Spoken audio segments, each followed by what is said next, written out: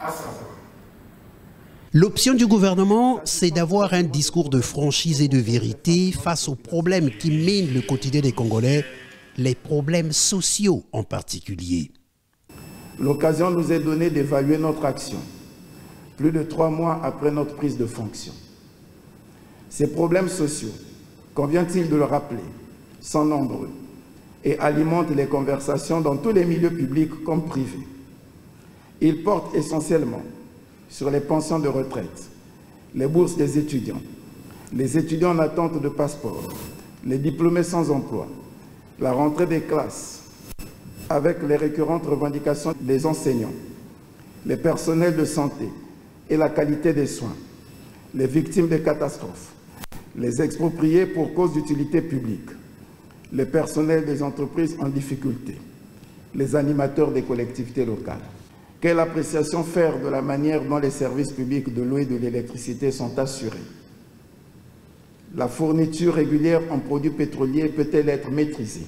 Problèmes de paix et de sécurité au sens large vont meubler les échanges des membres du gouvernement au cours de ce séminaire. Quels sont les facteurs de perturbation sur lesquels exercer une grande surveillance?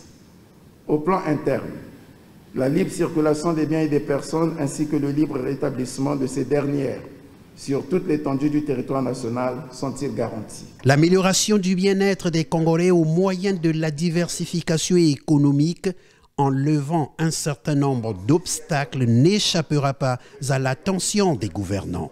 Quelle appréciation faisons-nous des formalités administratives jugées à tort ou à raison excessives?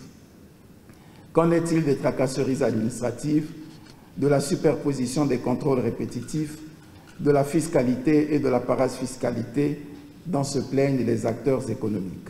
Après le discours d'orientation du Premier ministre, les membres du gouvernement et tous les autres séminaristes invités se sont retrouvés à huis clos pour examiner leur agenda de travail qui a commencé par un exposé du ministre de la Santé, Gilbert Mokoki, portant sur comment juguler la crise sanitaire en vue d'un retour à la situation normale, suivi par le ministre d'État Firmin Aïssa sur les règlements des problèmes sociaux.